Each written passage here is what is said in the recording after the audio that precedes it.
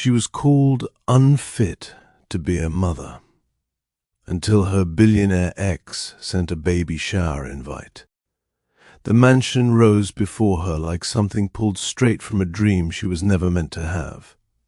Tall pillars, wide marble steps, sunlight catching on glass so pristine it almost blinded her. Laughter drifted through the open doors, elegant, effortless laughter, the kind that belonged to people whose lives had always been lined with silk instead of struggle. And there, at the bottom of those steps, stood Lisbeth Hale.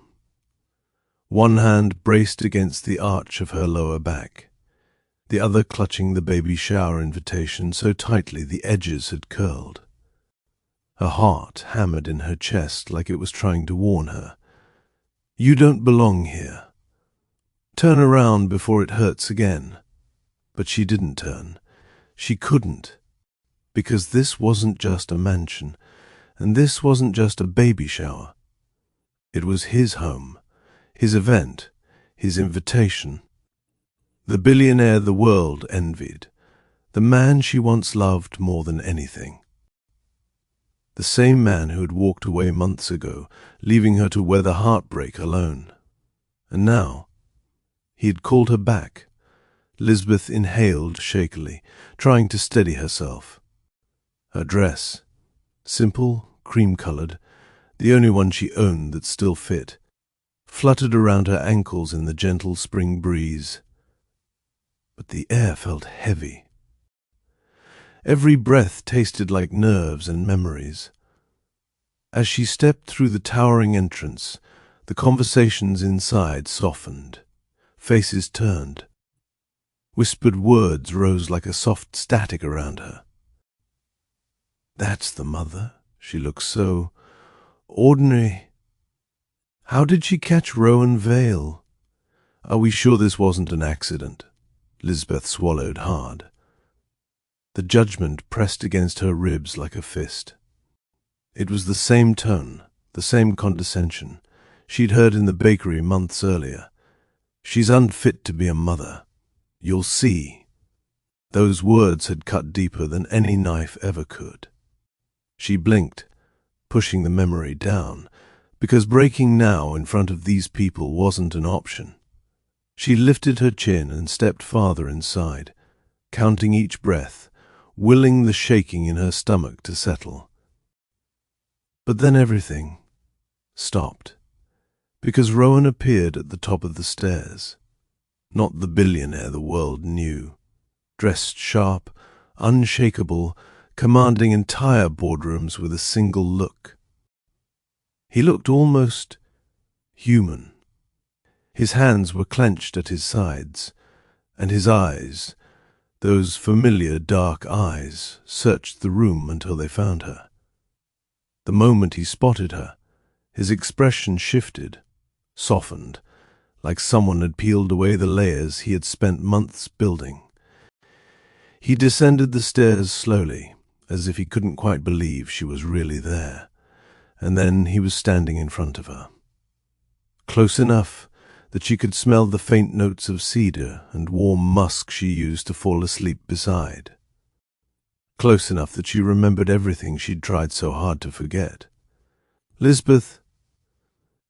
Her name left his lips like a confession, quiet, gentle, weighted. She opened her mouth, unsure what to say. But the baby moved, a strong kick, sharp and sudden. She gasped softly and placed a hand on her stomach. Rowan froze. His gaze dropped to her belly, round, full, undeniably carrying his child. For a moment, emotion flickered across his face so raw she almost stepped back. He lifted his hand, hesitating an inch from her skin, as if asking without speaking. May I first? Her breath trembled, but she nodded. The moment his palm touched the curve of her stomach, Rowan inhaled sharply. A small broken sound escaped him, half laugh, half gasp. His fingers trembled. "Rowan, he's real," Rowan whispered. "She," Lisbeth corrected softly. His gaze shot up to meet hers, and warmth spread across his features. "She," he echoed, voice thick.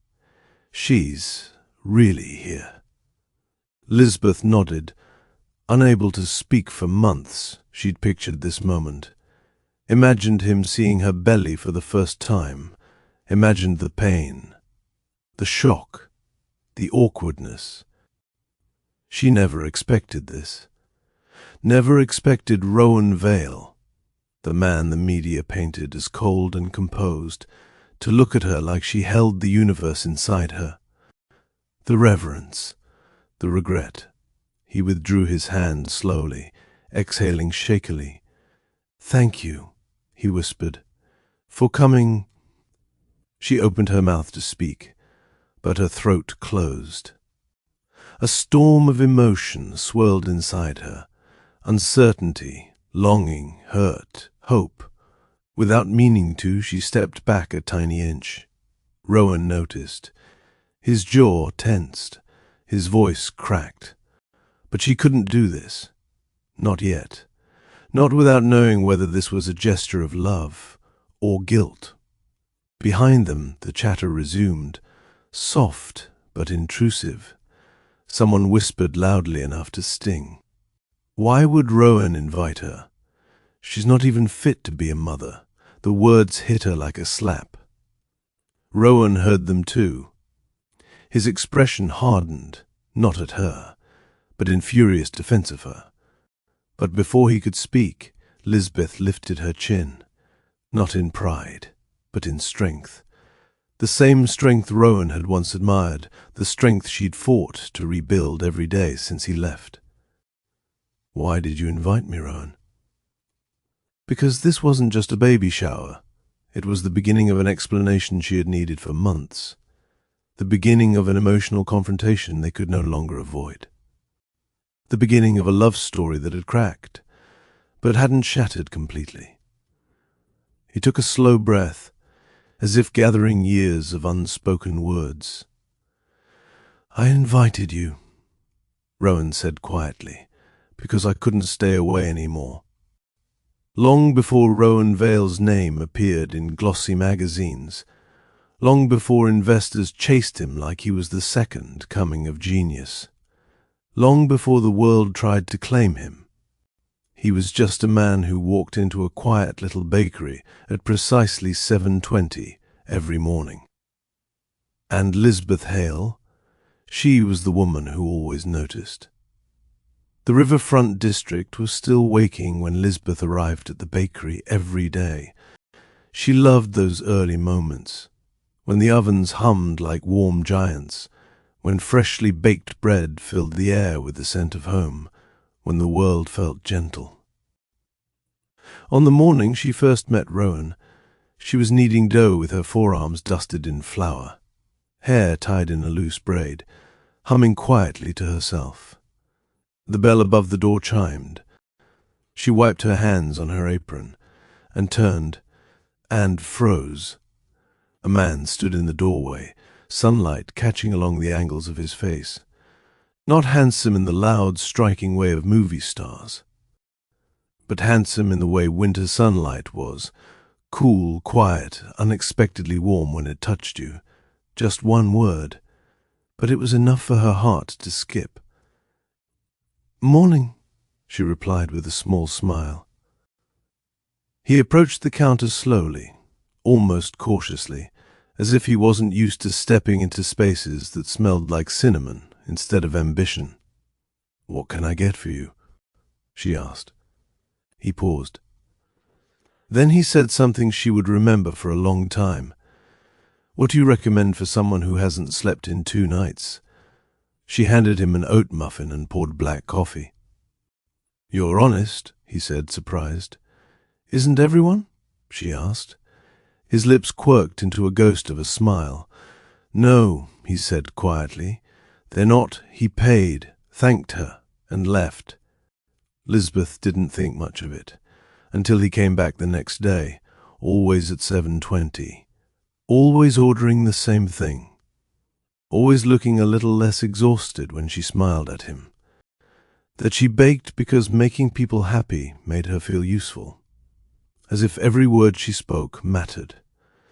And somewhere in those quiet exchanges, something began to bloom, not dramatically, but slowly, like sunrise spilling over a dark horizon. One rainy morning, Rowan rushed in, drenched from the sudden downpour. His hair dripped onto the counter, and water seeped through the shoulders of his jacket.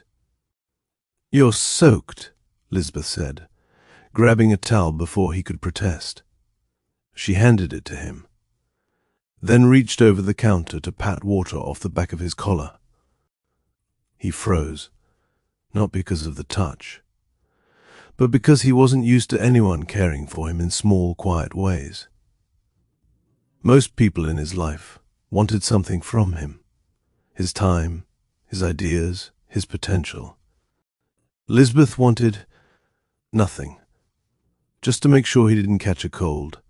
"You should take better care of yourself," she murmured.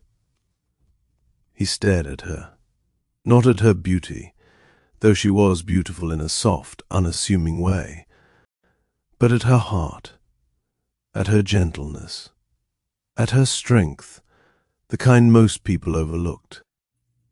"I think," he said softly, "I'm finally doing something right by coming here." She blinked, surprised.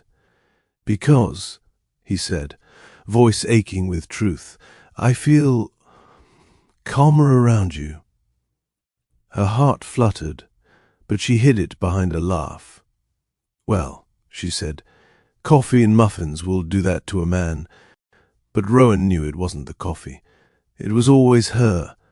Articles wrote about him. His phone never stopped buzzing. And Lisbeth, she understood. But every absence left a tiny bruise. One morning he arrived late, 7:48, and he looked like he'd aged months overnight. His voice was tight, his hands shaking slightly as he reached for his coffee. "Rough morning?" she asked gently. Rowan didn't answer. Not because he didn't know. It happened on a chilly autumn evening. The bakery had just closed, and Lisbeth was stacking chairs when Rowan showed up, breathless from running. "I shouldn't be here," he said, stepping inside. "Rowan." He took a single step closer, then another, and another.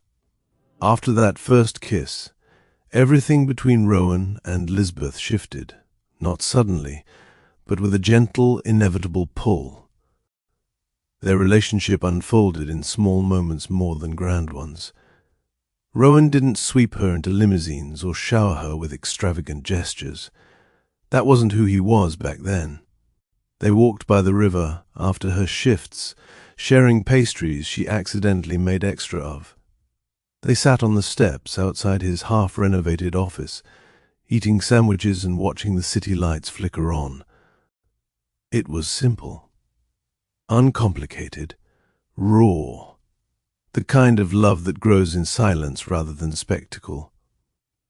Rowan found comfort in her presence, the way she listened without trying to fix him, the way she believed in him without expecting anything in return. And Lisbeth, she found belonging. For once in her life, someone saw her, not as a quiet girl in a bakery apron, not as someone who kept her head down and avoided trouble. "You're good for me," Rowan whispered one night as they sat on a blanket by the river. She laughed softly. "I hope that's a compliment." "It's the highest I can give," he replied, brushing a strand of her hair behind her ear. When he kissed her that night, the city lights blurred, and the river carried their promises like whispered secrets, drifting toward the horizon. But success doesn't slow down for love. Rowan's startup skyrocketed faster than anyone predicted. Investors wanted meetings at all hours. Magazines requested interviews. Partnerships needed negotiating. Employees depended on him. Clients demanded revision after revision. His phone became an extension of his body. His laptop lived in his hands. His sleep shrank down to a handful of restless hours each night, and though he still stopped by the bakery, his visits were shorter, rushed, distracted. Then 7:48, then days without seeing him at all. Still, Lisbeth tried to understand. She tried to be patient. She tried to hold space for the man she loved. But loneliness, it creeps in quietly. One morning she found him asleep at the bakery table, head resting on his arms. He must have worked through the night again. She placed a warm mug of coffee beside him and gently brushed her hand over his hair. "Lisbeth, I'm sorry, I didn't mean to—" He exhaled shakily. "I don't have time to rest." He looked at her with tired eyes, eyes that still held love but also fear. "What if all this goes away?" he whispered. She cupped his cheek. "Then we rebuild. Together. But even then, she felt something slipping. The cracks weren't dramatic. They were the small, painful moments. Cancelled dinners. Late-night texts saying he couldn't make it. Phone calls interrupted by business emergencies. Him showing up exhausted, apologetic, but emotionally distant. Every time she reached out, she felt him drifting. And Rowan? He felt it too. The more his success grew, the more terrified he became of losing control. He loved Lisbeth, deeply, but he feared he couldn't protect her from the chaos surrounding him. He feared dragging her into his storm, and when fear grows louder than love, decisions turn dangerous. It was late evening when Rowan finally arrived at her apartment, after cancelling 3 nights in a row. Lisbeth opened the door with a hopeful smile. But the moment she saw his expression, her heart dropped, as if carrying a weight too heavy to bear. "Rowan?" she whispered. He stepped inside, pacing once, twice, then stopping in the center of her small living room. "I don't think I can do this," he said quietly. His throat bobbed as he swallowed. "This," he said. "Us. The relationship. What do you mean?" She forced out. He closed his eyes, pain flashing across his face. "You deserve someone who can be present. Someone who isn't drowning in responsibility. Someone who doesn't forget what day it is, because he's been awake for 40 hours straight." "Rowan?" Her voice trembled. "You don't have to do this alone. I'm here. That's the problem." His voice cracked, not in anger but despair. He stepped closer, hands shaking. "You're the one thing in my life that feels right, the one thing that keeps me human, and I'm terrified of losing you. Terrified of dragging you into something that will consume me." Her eyes blurred with tears. "You're not dragging me into anything. I choose you. I choose your world, messy or not," but he shook his head. "I can't give you what you deserve. I can't be who you need. Not now." His voice dropped to a whisper that felt like a dagger sliding between her ribs. "I'm letting you go, because I love you too much to keep hurting you." Her heart cracked wide open, not with anger, not with rage, but with the silent, suffocating ache of someone watching their future walk away. "Are you sure?" she whispered. "Sure this isn't fear talking?" He blinked hard. A tear slipped down his cheek. Silence stretched between them, heavy, devastating, final. Then he stepped forward and gently pressed his forehead against hers. And then he left. Just like that. She didn't break things. She didn't collapse to the floor and felt the ache settle deep into her bones. Because some heartbreaks don't erupt. It was supposed to be their final conversation. A week after the breakup, Rowan came back. Not to rekindle things, but to return one of her baking books he'd borrowed. He looked exhausted, regret clinging to him like a shadow. Years of love condensed into hesitant smiles and lingering glances, a comforting embrace, a familiar warmth, a moment of weakness or love, or both. They spent one last night together, no promises, no expectations, just two hearts trying desperately to hold each other one more time. Neither of them knew that night would change everything. Neither of them knew it would be the beginning of a new story. Neither of them knew she would soon be carrying his child. The test sat on the bathroom sink, like a small, ordinary thing that held the shape of Lisbeth's entire future. For a long second she simply stared at it. The tiny plastic stick with its blunt tips seemed absurdly fragile, yet inside it, the world hummed loud enough to drown everything else. Her breath hitched. Her hands trembled.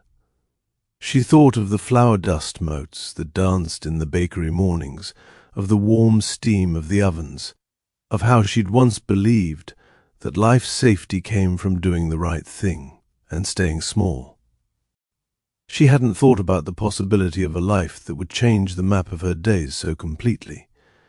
Then a soft laugh escaped her, half disbelief, half something like joy, and she pressed the stick to her chest like a talisman. The days that followed felt both agonizingly long and impossibly swift. Lisbeth moved through them like someone treading through fog, alert, careful, and all the while feeling this strange, fierce protectiveness grow inside her. She read every pamphlet the clinic had, scribbled notes in a weathered notebook, and learned which foods calmed a twitching stomach and which songs soothed a nervous heart. Somewhere between choosing the softest blanket for the future crib and tracing tiny names in her head, fear and love twisted together until neither could be easily separated. They had history. They had a shared past. He was the father. But it wasn't so simple. Not now. The man who once sat at her counter at 7:20 had become someone the world watched. Every interview, every article seemed to lift him farther away. He existed on screens and in conference rooms now, instead of in the small squares of her morning. So she hesitated. Weeks crawled by, in the small, steady rhythm of oven timers and doctor appointments. She told herself she was waiting for the right moment. She told herself she wasn't running, just choosing a careful path. When she finally told him, she did it the best she could, with honesty and without spectacle. She folded the words into a single, calm letter and slid it into an envelope. Then she sat on her tiny bedroom floor and dialed his number. His reaction was a stranger's. There was silence on the line first, long, stunned, brittle. The man who had once whispered promises into her hair now sounded like someone listening to a foreign language. "Lisbeth," he said finally, and it was not the same warmth she remembered. It was edged with distance and worry. She tried to explain everything. The night that had once been a haven and then became a knot of regret.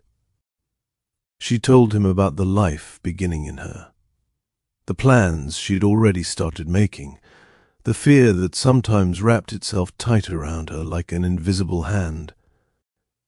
He went still on the phone, as if the words pressed against him physically. When he spoke again, it was measured, careful. "I can support you," Rowan said, "financially. You won't have to struggle. I can—" You don't get to make me into a problem to be solved with money, Lisbeth interrupted before she thought. The words surprised her with their steadiness. They were sharp with something that had been building under the surface for months. There was a pause, a small island of quiet on the line. Then what do you need? He asked finally, as if the question could be the bridge between them. Not money, she said. Presence, honesty, respect. His voice softened. I can try. I don't. She cut him off with a sad smile he couldn't see. I don't want charity, Rowan. I want to be his mother. I want to do it with my hands and my heart. The conversation ended awkwardly. He asked practical questions. Doctors, due date, whether she needed help with anything, and she answered them all with the precision of someone making a list for a future she was determined to build alone. When she hung up, her hands were steady, but her chest hurt. It had been the first of many conversations colored with shock and careful offers that never quite fit the shape of what she needed. Life continued. Mornings at the bakery were the same and not the same. The ovens still sang. Customers still argued good-naturedly about croissant flakiness, and the bell above the door still chimed in familiar rhythm. But there was a new current now, a protective thread running through Lisbeth's days. She woke earlier to fold soft blankets. She moved slower when carrying boxes, and she learned to map out quiet spaces where she could rest. Not everyone noticed her changes with tenderness. The world, it turned out, could be unkind in ways that surprised her. The gossip started like a pinprick and swelled. A customer made a remark once, meant perhaps as offhand banter, that landed like gravel in her shoe. Someone in line muttered that she looked tired. A regular who had loved her jams suddenly gave his compliments in a clipped voice, as if she'd grown a fault line. But the bakery itself became the heart of the storm. Co-workers who had once laughed with her began to speak in whispers. Customers who had once offered friendly smiles gave her curt nods. And then, one afternoon, the comment that would refuse to leave her bones was said aloud. It began with a small mistake, an overbaked tray, a flustered smile, and a co-worker's voice fluttered like a careless bird. "She's going to be a mess," the woman said to another, loud enough for the whole prep room to hear. "She'll never keep up. She can barely take care of herself." Lisbeth paused, her hands freezing mid-rap. The room seemed to tilt. For a breathless second she imagined the words as falling crumbs, insignificant, but their shadow lengthened. Another laugh, this one cruel, polite, followed. "Yeah," someone else chimed. "She's unfit to be a mother. Mark my words." The words spread through the shop like spilled flour. They landed in the storage room, where she stored extra pastry tins. They settled in the corners of the walk-in refrigerator. They clung to the light above the prep counter. Heat rose in Lisbeth's chest. Her breath came shallow. She wrapped the package tighter until paper crinkled under her fingers. In that moment, every secret fear she'd buried. The nights she'd sat awake wondering if she was enough. The times she had felt small, poured back like rain into an empty cup. She didn't lash out. She didn't scream. She slipped quietly into the storage room, closed the door, and slid down the cool wall until she sank to the floor. Alone in the hush of the boxes and the hum of the refrigerator, Lisbeth let herself cry. Not loud, not dramatic. Just the steady, heartbreaking kind of sorrow that comes when someone pries a tender place open and exposes it to light. And yet even through the salt on her cheeks, something else stirred. a small ember of stubbornness, the same thing that had kept her working early mornings for years, the same thing that had driven her to learn and prepare and protect, flickered to life. She thought about the life inside her, about tiny fingers that would one day curl around hers, about lullabies she'd sing and stories she'd read, about not giving up. She wiped her face with the back of her wrist, pushed herself up, and took a breath that tasted faintly of sugar and cinnamon. When she stepped back into the kitchen, the world kept moving. Ovens beeped. Timers dinged. Orders lined up. But Lisbeth moved differently now, less like someone who had been knocked down, and more like someone who had decided to stand, no matter how heavy the tide. She started showing up for every appointment. She learned to navigate the medical forms. She cut back on shifts and rearranged her budget, counting money twice, thrice, learning the arithmetic of survival in a way that felt both terrifying and sacred. At night, when the bakery lights dimmed and the neighborhood slept, Lisbeth sat on her small balcony and read books about infants and development. She painted the nursery a soft starlit blue on stolen afternoons, hands steady, brush careful. She hummed under her breath and folded tiny clothes with a reverence that felt like prayer. People would talk, let them, because she had already decided, without fanfare, without permission, that she was going to be the mother her child deserved. The judgment that had tried to make her small would not define the life beating within her. The day the envelope arrived, Lisbeth almost didn't check the mail. Her shift had been long. The bakery ovens had overheated twice, and a toddler had knocked over an entire tray of pastries, his mother apologizing while simultaneously insisting she shouldn't have to pay for the damage. By the time Lisbeth got home, every part of her body hummed with exhaustion. Her feet ached, her back throbbed. The baby, her baby, was unusually active, kicking as though protesting the stress she carried. All she wanted was to put her keys down and sit. But a sliver of gold caught her eye through the dusty mailbox slot.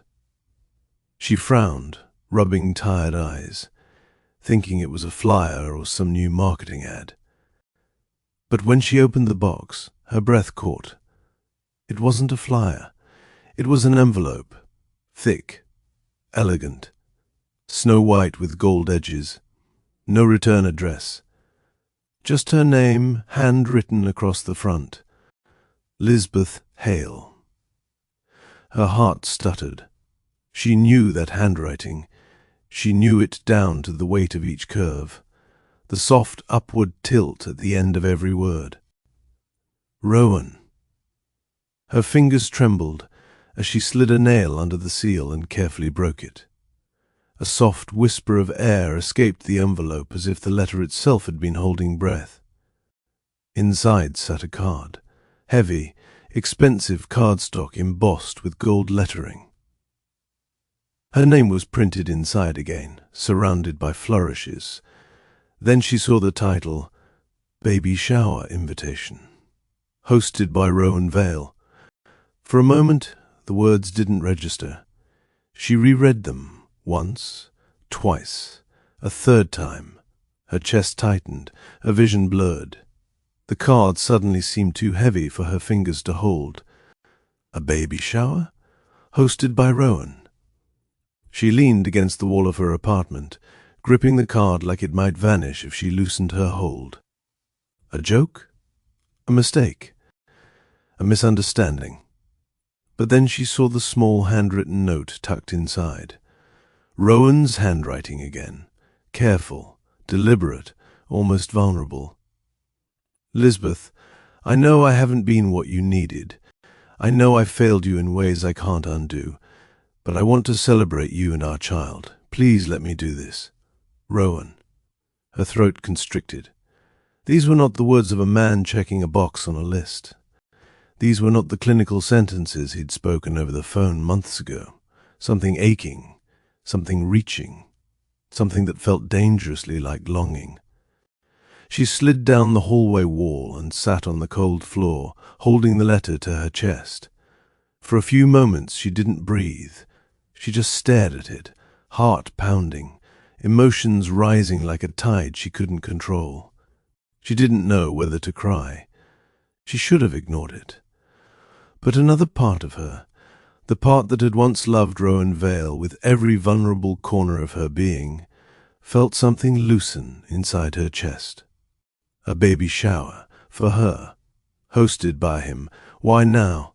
Why this? What had changed? She didn't know.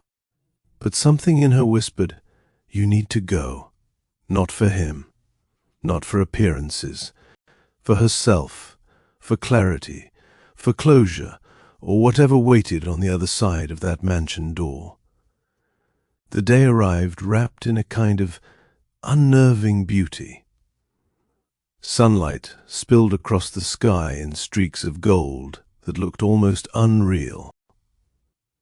Early spring flowers swayed in delicate waves along the sidewalks, nodding in the breeze as if cheering her on.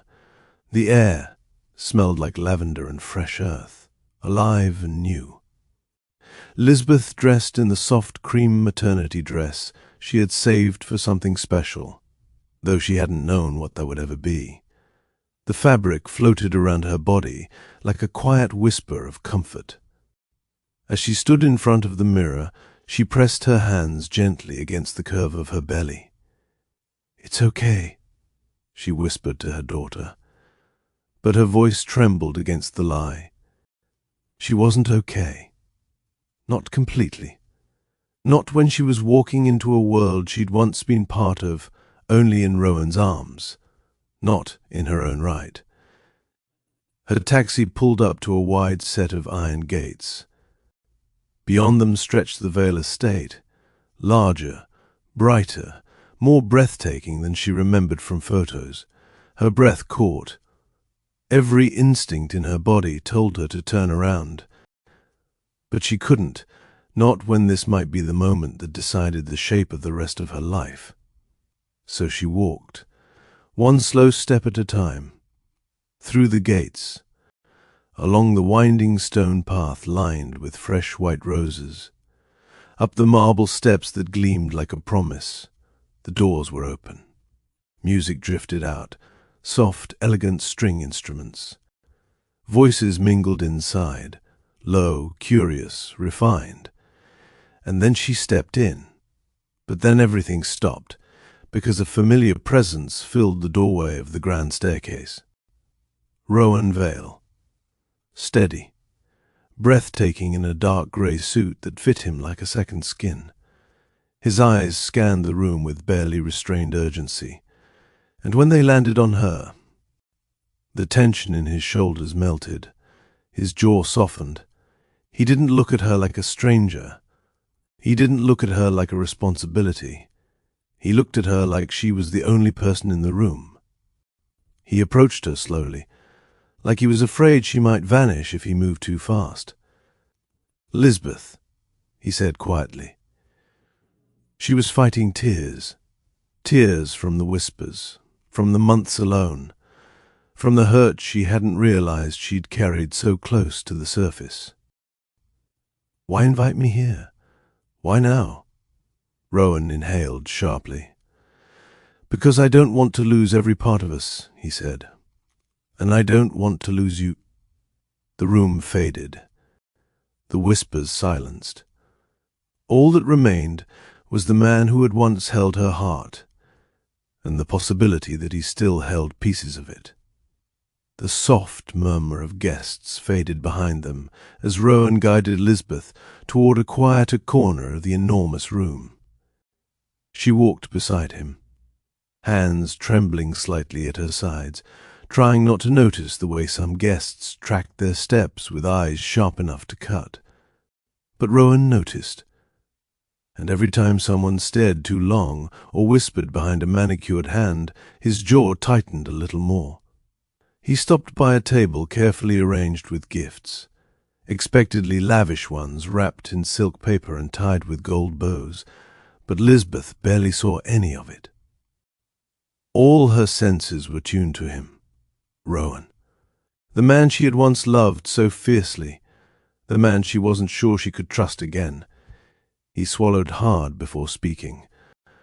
"I know this is overwhelming," he murmured, his voice low and gentle, almost vulnerable. "I should have thought more about the guests, the environment. You just what?" she asked quietly. He met her eyes, those dark, steady eyes she remembered so well. A beat. For once, the sincerity hit her like a warm breeze cutting through winter. She blinked, surprised by the sudden sting in her eyes. But before she could reply, an older woman in emerald silk swept toward them with a chilled smile.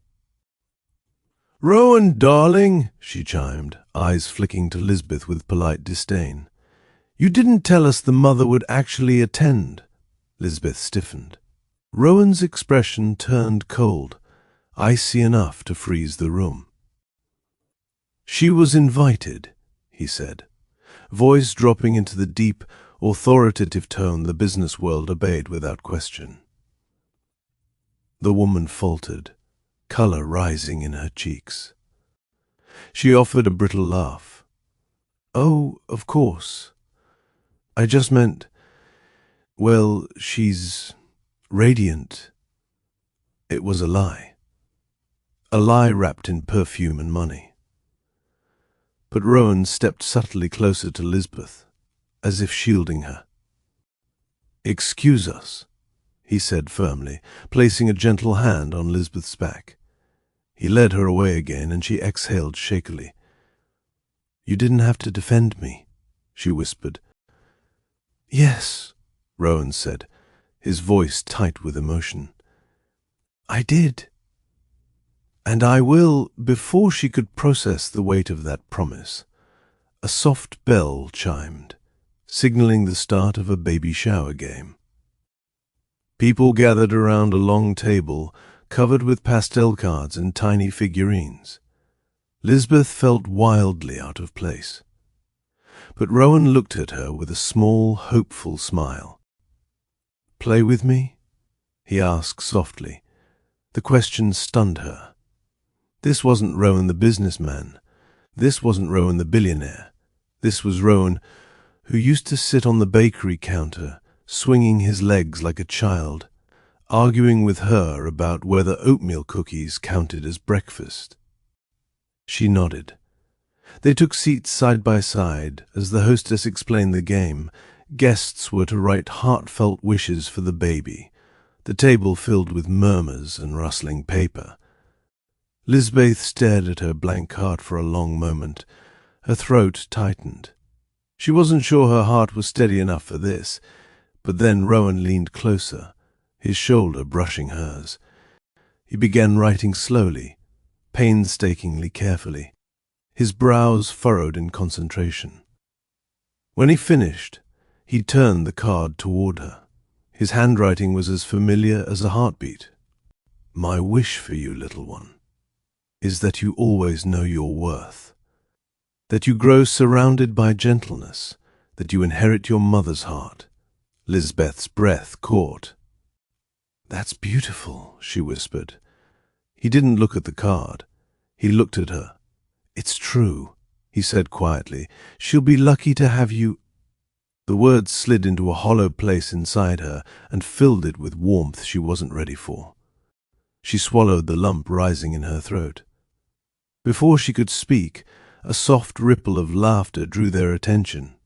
A group of guests showing off expensive gifts on display, diamond-studded pacifiers, a baby blanket interwoven with actual gold threads, a designer stroller worth more than Lisbeth's yearly rent. It made her shrink. This world wasn't hers. This wealth, this lifestyle, was galaxies away from her own. Rowan followed her gaze and frowned. "You're uncomfortable," he observed softly. She forced a small smile. "It's just a lot hard." Lisbeth gasped and pressed her hand to her belly. Rowan froze. His eyes widened. Everything in his face softened with an awe so raw it nearly brought her to tears. "Is she moving?" he asked, voice barely above a whisper. "She's been active all morning," Lisbeth murmured. His hand hovered hesitantly near her stomach. She hesitated.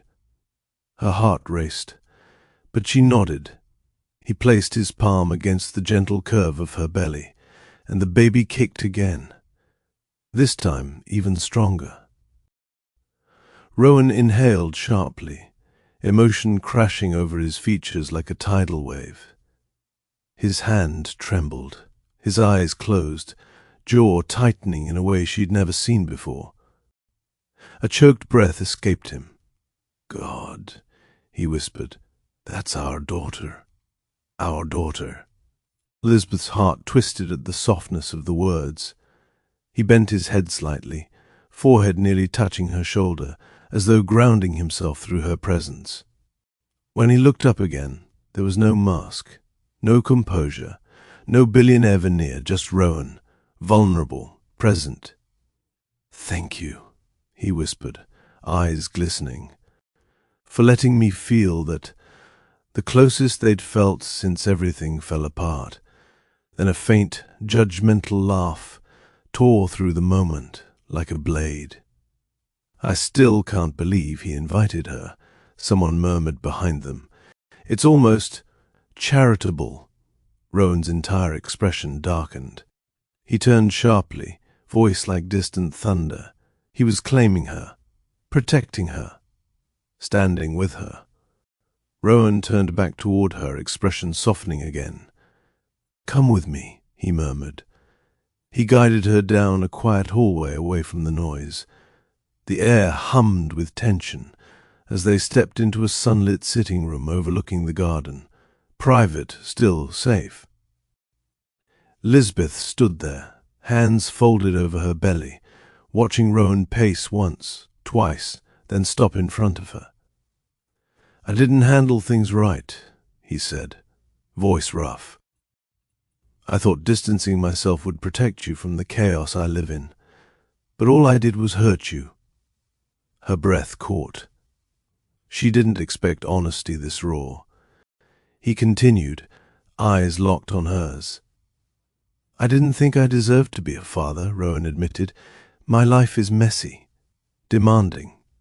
I thought I'd fail you and her before I even tried.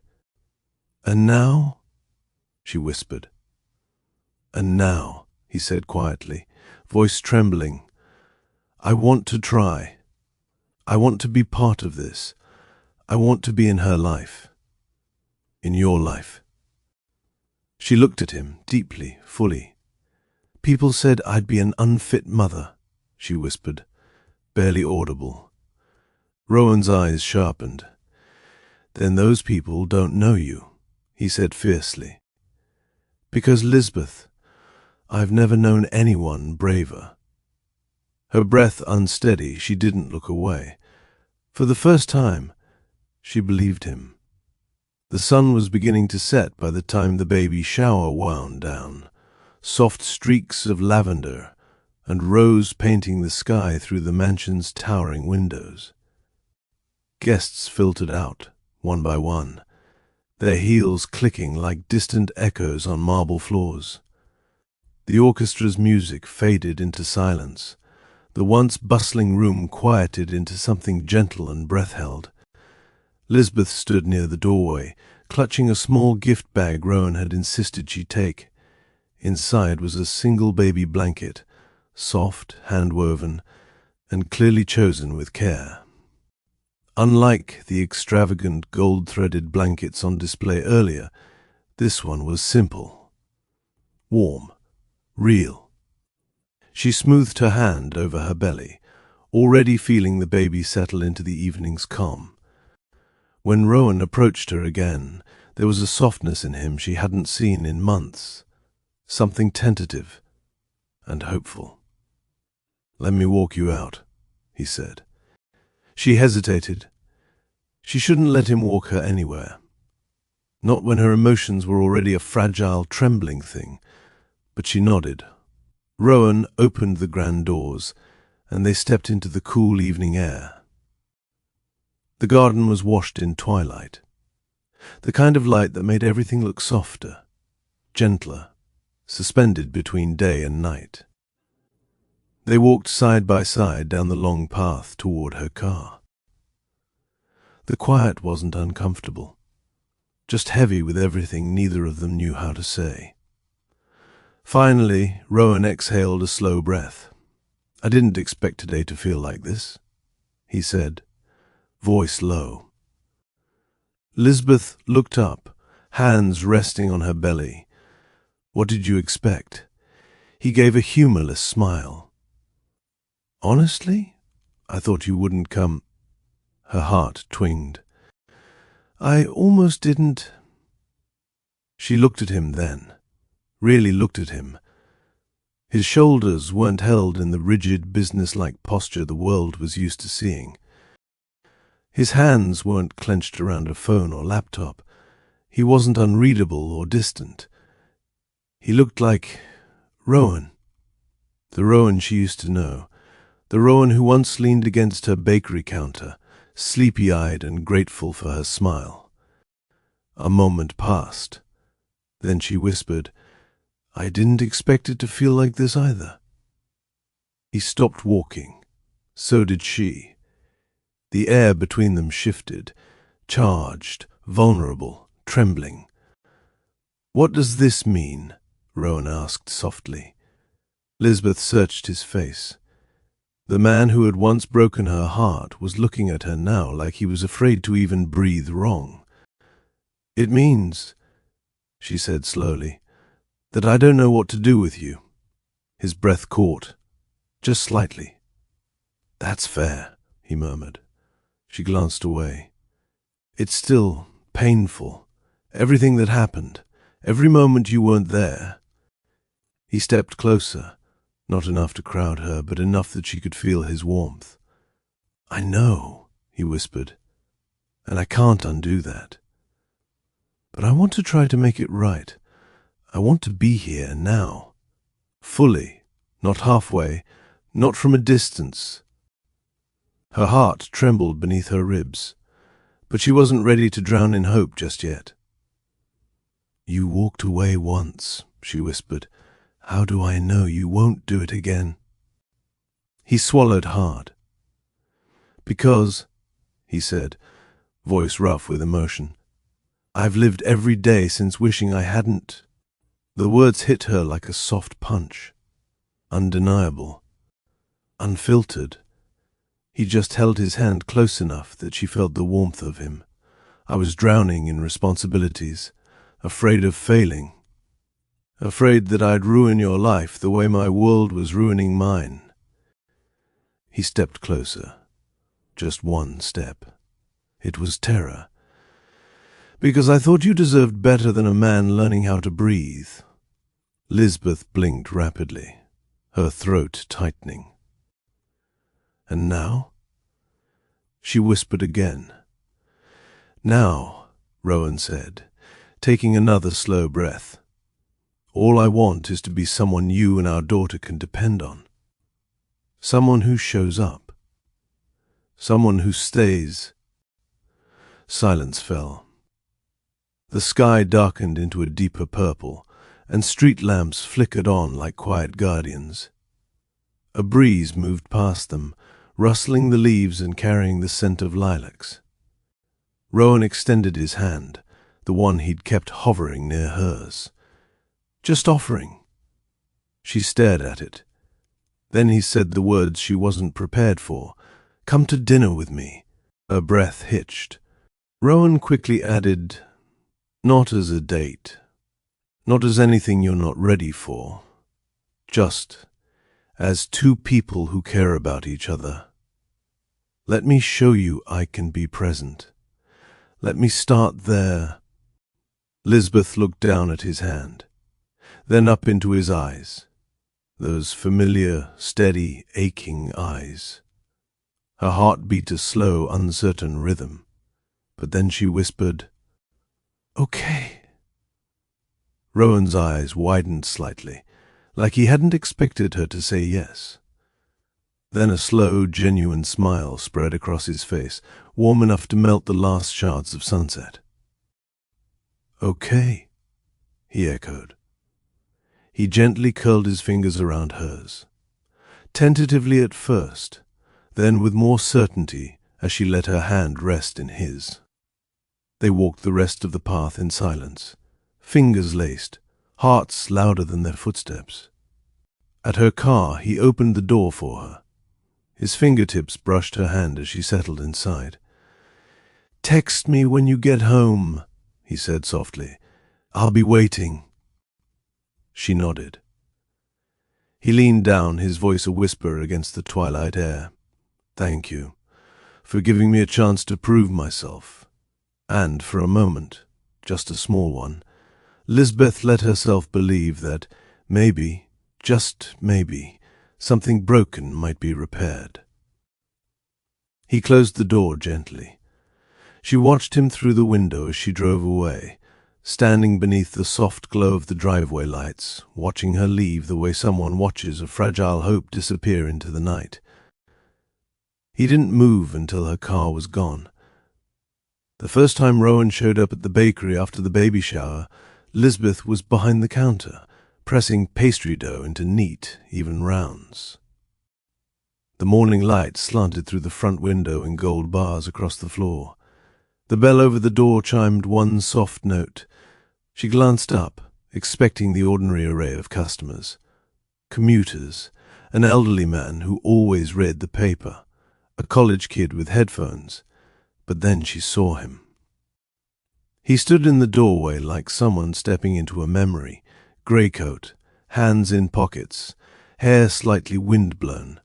He looked at everything for a beat, at the ovens, at the jars of jam, at the chalkboard specials, then finally at her. She almost told herself not to notice, almost decided to treat him like any other customer. But he walked across the floor with purposeful, unhurried steps, and when he reached the counter, he met her eyes with something steady and unmistakable. "Morning," he said, voice measured, softer than the headlines that carried his name. She nodded. "Morning." He set down a paper bag with a smile that was careful, almost shy. "Thought you might like something to start your day," he murmured. Inside were warm scones, her favorite, and a small thermos of tea. It was the sort of gift that said he remembered details, not only headlines. Her fingers brushed his as she took the bag. The contact was small, ordinary, but it carried weight. "Thank you," she said. "No apologies," he replied.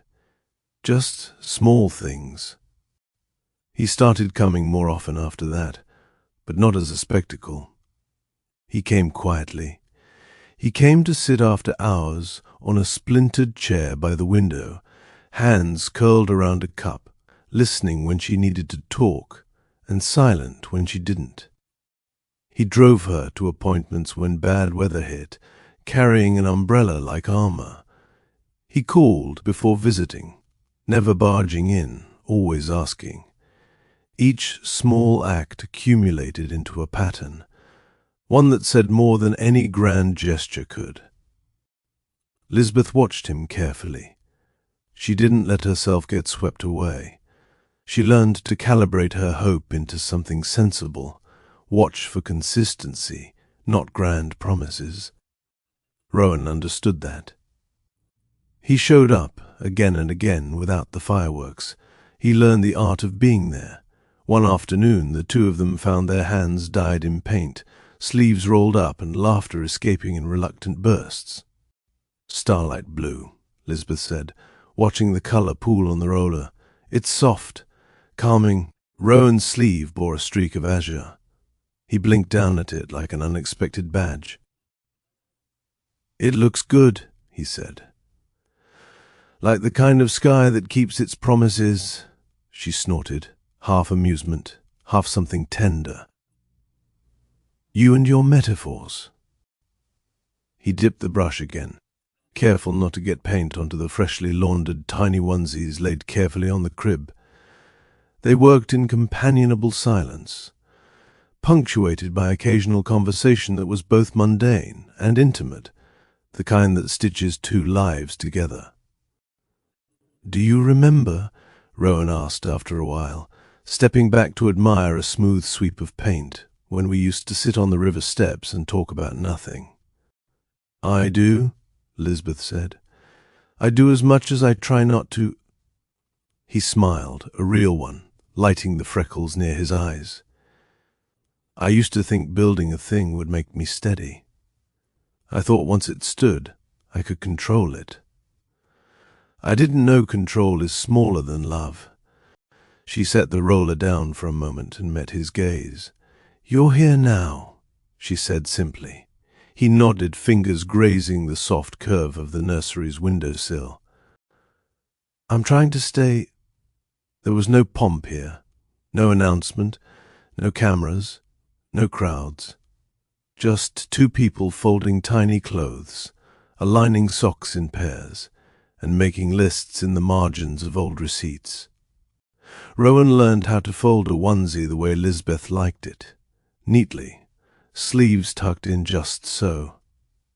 He mastered the tiny art of swaddling, fumbling the first time but growing confident with practice.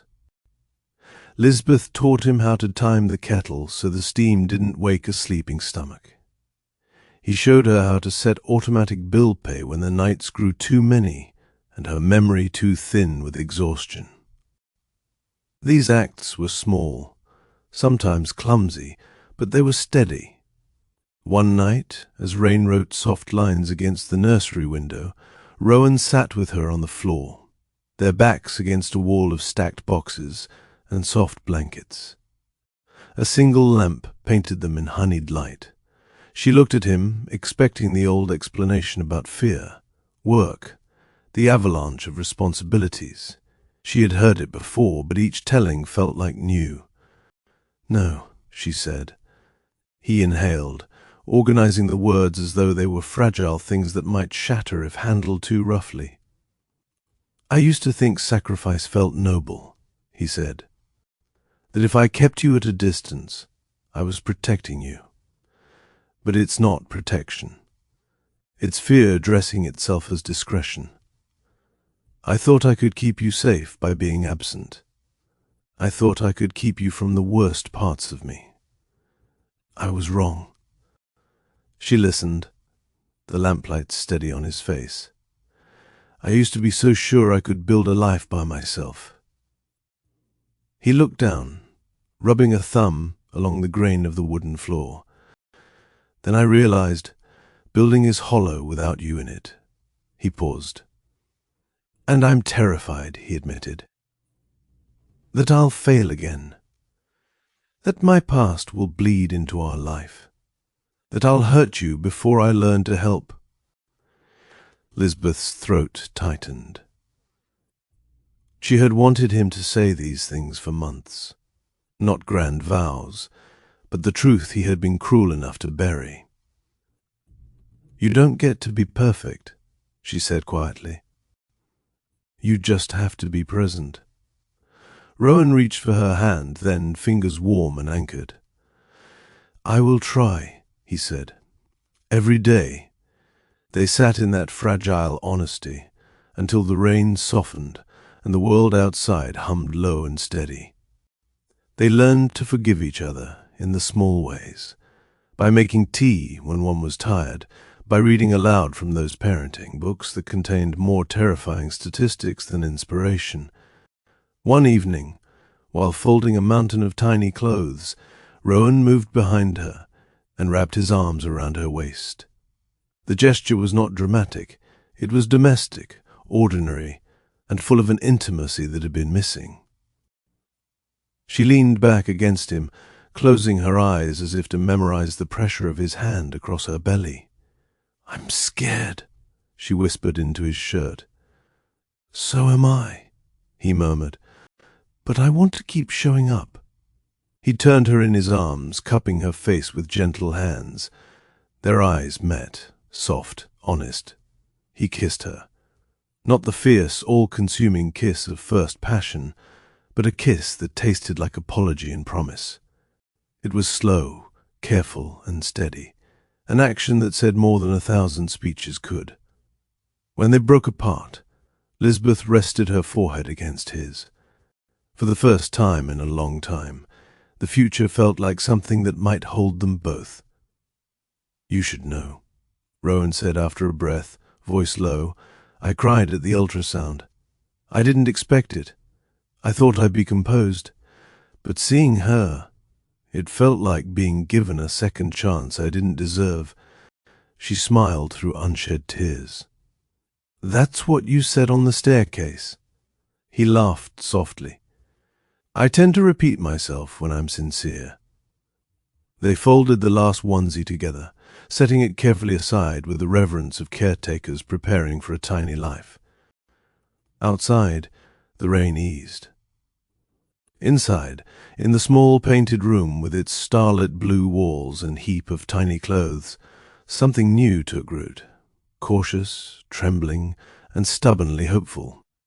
The final weeks of Lisbeth's pregnancy arrived like weather, unpredictable, intense, and impossible to ignore. The city seemed to lean in with curiosity. Social feeds that had once been filled with headlines about Rowan's acquisitions now carried soft photographs of the Vale baby shower, blurred enough to hide faces, sharp enough to fuel speculation. Rumors threaded through them like invisible needles. Was Lisbeth a publicity stunt? Was this a merger of a different kind? Could a man of such cold ambition really soften? Reporters hovered around the edges of Rowan's public life with the subtlety of ships cutting wake. Paparazzi lenses blinked on rooftops. A stranger's comment could be amplified into a judgment that felt like a crowd. Lisbeth felt it. She tried not to let the noise climb into the nursery. She painted the room, folded tiny clothes, practiced lullabies, all while headlines crawled across screens she tried not to check. Rowan became adept at buffering her. He arranged for a press blackout, years of influence bending toward a small stubborn shelter. He called reporters off in polite but absolute ways. He instructed his team to keep photographs to a minimum, and whenever cameras got too noisy, he appeared, quiet, composed, and held the door closed, literally and figuratively, between her and the world. But the world's pressure had its own momentum. One evening, as the sky bruised into a dim purple, Lisbeth opened her phone to see an article with a headline that felt cold and clinical. "Unexpected pregnancy puts Vale in personal spotlight." The piece threaded assumptions through its paragraphs, questions about timing, motives, and appearances. Her stomach clenched. She read and reread, then turned the screen off. Rowan found her in the kitchen, clutching the device like a talisman that had turned traitor. "Did they?" he began, then stopped when he saw the tiredness in her face. "They wrote a thing," she said, voice small. He crossed the room in 2 strides and gathered her into his arms. The gesture wasn't performative. It was a shelter. "I'm so sorry," he whispered. "They have no right." He stayed with her until the tremor of anger faded into exhaustion. Then he promised, again and more fiercely, to guard her. 2 weeks before Lisbeth's expected due date, a sharp pain came like a warning bell, unexpected and terrifying. She was at home, folding tiny socks, when the cramp surprised her. It wasn't intense at first, just a nagging pull that made her pause, but then it tightened, and a dark line of worry sketched itself across her mind. Rowan was there within minutes. He drove her to the hospital with a speed that felt both frantic and reverent. Nurses met them with brisk, practiced efficiency. Monitors hummed. The room smelled of antiseptic and quiet urgency. The doctors moved carefully through words that still had the edges of hope. "We'll monitor. It could be false labor. We'll keep her comfortable. Hours stretched. Monitors blinked. Lisbeth's breath came in focused, measured waves as doctors examined her, checked the baby's heartbeat, and explained things in clinical tones meant to reassure. But then a nurse's face, usually steady, practiced, took on a shade of concern that tightened Rowan's chest. "There's a concern we're going to take seriously," the doctor said, softer. "We want to keep her under observation." The hours that followed were long and fragile. They were stitched with small tests and patient waiting, contractions monitored, fluids given, a sleepless vigil. Rowan didn't leave Lisbeth's side. He read to her from the books they'd once laughed at together, pages about swaddling techniques and the myths of parenting. He held her hand through the long white hours and whispered stories that filled the space between each quiet injection of fear. When she dozed, he sat, eyes locked into a battle with the ceiling, praying without knowing where to send the plea. That night, a nurse finally offered a small, grateful smile. "For now," she said. "We can delay things. We'll keep you comfortable and watch closely." Rowan exhaled so loudly Lisbeth could feel the relief in his bones. They went home when the sky was thin and grey, walking slowly together in the hush of dawn. The setback had been a warning, but also a memory of mortality that made each quiet moment afterward feel both heavier and more precious. Family. If Lisbeth's strength is moving you, please tap like and drop a heart in the comments. It helps other viewers find this story. 2 weeks later, the real labor came, an insistence that could not be delayed by monitors or promises. Water broke on a humid afternoon. The world contracted into sharp focus. The hospital again, the fluorescent lights, the rustle of gowns. Nurses moved with a kind of gentle choreography, spoken instructions, steady hands, practiced reassurance. Rowan practically transformed into a person made of single-minded purpose. He negotiated with time, with machines, with his own fear. He stayed calm in ways Lisbeth needed. Inside him, tides rolled. The early hours of labor were patient and long, contractions like waves, and each one testing the edges of Lisbeth's breath. Rowan coached her by rote. Breathe, push through, hold on. He held an ice pack to her forehead, murmured encouragements, counted when she couldn't. At one point, when a contraction made her eyes squeeze shut and a sound she didn't recognize escaped from her, Rowan bowed over her, eyes wet. Nurses moved them into the delivery room, dimming lights to make space for focus. The doctors were practiced. The midwife had a voice like a compass, steady and precise. For hours, time lost its meaning. There were moments of fierce pain and moments of complete stillness when the baby would rest and Lisbeth would gather herself in the silence. Rowan was never far. Sometimes he sat at the end of the bed, clutching Lisbeth's hand. Sometimes he whispered stories, the same gentle nonsense from the night she first taught him about oven-timers. At one point, filled with an emotion he could hardly speak aloud, he pressed his forehead to the back of her hand. "I love you," he said so quietly, only she could hear. Those words landed somewhere deep inside her and gave her a steadying thread. Lisbeth pushed with a fierceness she hadn't known she carried. She commanded herself, the way bakers command yeast, from intuition and intimate practice. Rowan coached and cried and held. He washed her hair with the damp cloth. He massaged her shoulders. He whispered encouragements. He spoke to their daughter with a trembling, ridiculous tenderness. "Come on, little one. We've been waiting for you." A sudden moment of complication sent a ripple of alarms, monitors spiking, voices growing businesslike and quick. A doctor moved close, hands skilled and certain. The midwife's voice tightened, urgent but calm. "Listen to us," she said. "We need you to push hard now." Lisbeth did. She pushed as if every bit of courage inside her had been waiting for this one moment. Rowan's knuckles whitened. He breathed with her. He cried quietly into the space by her shoulder. And then, like a slow, wonderful sunrise, the room filled with sound. Lisbeth's chest flooded with a tide of tears she could not hold back. Rowan's eyes brimmed until the edges spilled over. The doctor smiled behind a mask. Nurses wiped precise, practiced hands.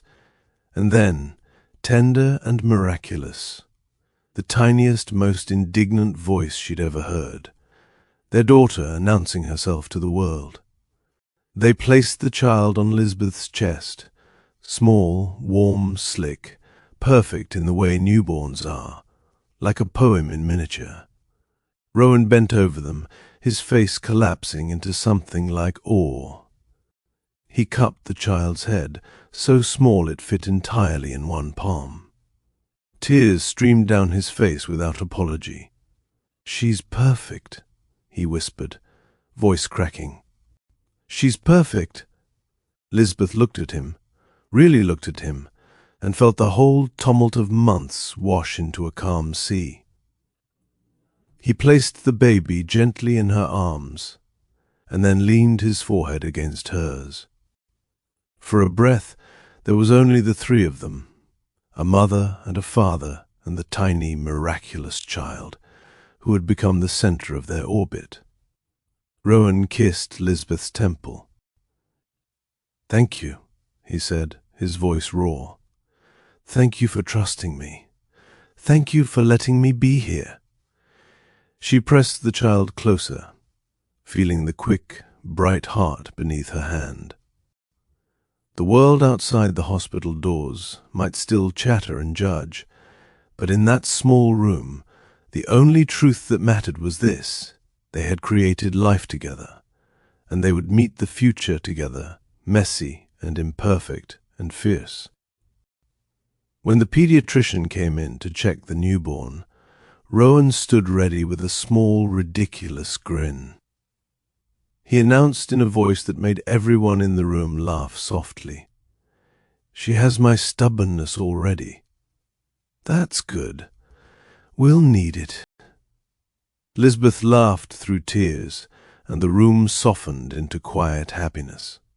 Later, in the quiet of the hospital room, as the night thinned and visitors returned to their lives, Lisbeth fed the baby, while Rowan stacked tiny socks into a neat little pile. They traded small, private jokes. They planned names. They whispered promises they both knew might be hard to keep, but they meant them. "And what will we tell people?" Lisbeth asked at one point, smiling tiredly. Rowan met her eyes and said without a beat, the truth, it wasn't a grand vow. It was simply honest.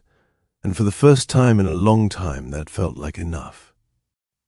The first week home blurred into a soft, incredible haze of midnight feedings and sunlight that arrived like forgiveness.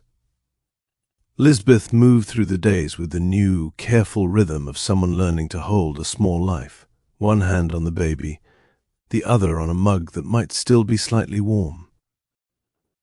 The apartment felt both impossibly small and impossibly full. Tiny clothes hung from a line across the kitchen, like a private flag of triumph. The nursery window let in morning light that gilded the starlight blue walls in honey. Rowan carved out time from the machinery of his business, and from the press that hunted at his heels. He took shifts, sleepless nights where he paced the apartment floor while Lisbeth napped with their daughter. He learned the names of diapers and the precise pressure that soothed a crying infant. He brought groceries and left quiet notes folded into lunch boxes. He carried soft cups of tea up the stairs and sat on the tiny sofa, exhausted but engaged.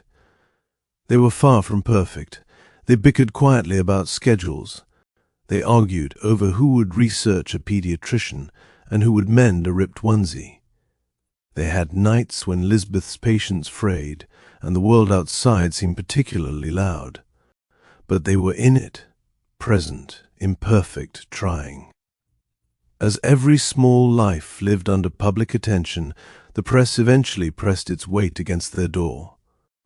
A week after they brought their daughter home, a tabloid headline splashed across the internet. Vile's baby. The PR move that cost a CEO his focus. The story threaded assumptions through its paragraphs, suggesting motives and manufacturing scandal where none existed. Other outlets followed, some kinder, some cruelty thinly veiled as analysis. Rowan watched the headlines with a kind of growing anger, not for his own name, but for the way they tried to shape Lisbeth's experience into a narrative she hadn't chosen. He saw the way casual cruelty crept from comment threads into the faces of delivery drivers and distant acquaintances. He watched Lisbeth read the words with a practiced, fragile calm, and he felt something like protectiveness shift into ferocity. One morning, after an article suggested Lisbeth had been used as a convenient storyline for the Billionaire's redemption arc, Rowan reached his limit. He called a press meeting. It wasn't flashy. It wasn't staged. It was quiet and precise. Rowan standing behind a simple podium in a small conference room, his hands steady on the wood. Cameras blinked. Recorders poised. 100 assumptions crowded the air. He looked directly into the lens like it was someone he could speak to privately. "This is our truth," he said, voice low but sharp. "Lisbeth is not a storyline. She is not a prop. She is the mother of my child, my equal, and the bravest person I know." There was no flourish, only a plain, unassailable reality. He continued, unspooling small facts in a tone without apology, how she had prepared, how she had chosen the nursery colors, how she had held quiet courage in the face of ridicule. He named the support he would offer, not as charity but as partnership. He shut down insinuations with precise, factual statements and an insistence that respect was owed. Reporters asked questions about timing and privacy. He answered them with the steady cadence of someone refusing to be dragged into gossip. He offered no spectacle. He offered truth.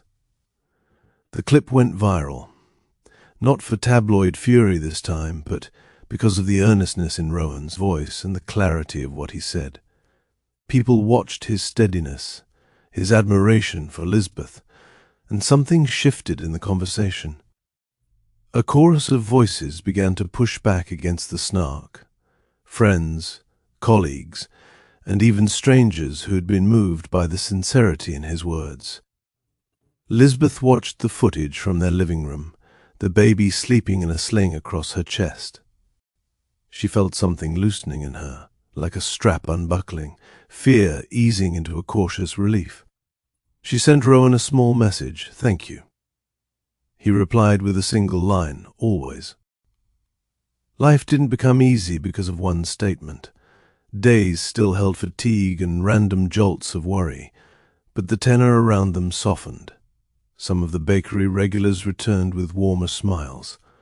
A neighbor sent fresh soup. A former co-worker texted a short apology that read like a small, earnest repair. The couple built new rituals. Rowan read stories at bedtime, even if his eyes drooped halfway through. Lisbeth taught their daughter how to recognize the sound of the oven timer. Rowan taught her the thrill of watching a line of code run successfully on a screen. They learned the balance of leaning on each other, knowing when to carry and when to be carried. One afternoon, Rowan surprised Lisbeth by quietly restocking the little pastry shelf at her shop with an assortment of her favorites, arranged in neat rows, a small domestic offering that said more than fireworks ever could. She laughed out loud when she opened the shop and saw it. She found a sticky note tucked among the croissants, for the one who taught me how to be brave in the quiet. She placed her hand over the note and smiled, cheeks wet with tears that weren't entirely sorrowful. On a late morning, months after the baby's first cry rewired their world, Lisbeth sat on the little balcony with her daughter asleep against her chest. Rowan leaned against the doorframe, coffee in hand, watching them like a man who'd learned the value of small, relentless presence. "Do you ever think about the people who said I was unfit?" she asked softly. He crossed the room and sat beside her, thumb tracing lazy circles on her wrist. "All the time," he said. "At first it hurt, then it made me angrier than I've been about anything. But look at this," she said, nodding to the sleeping baby.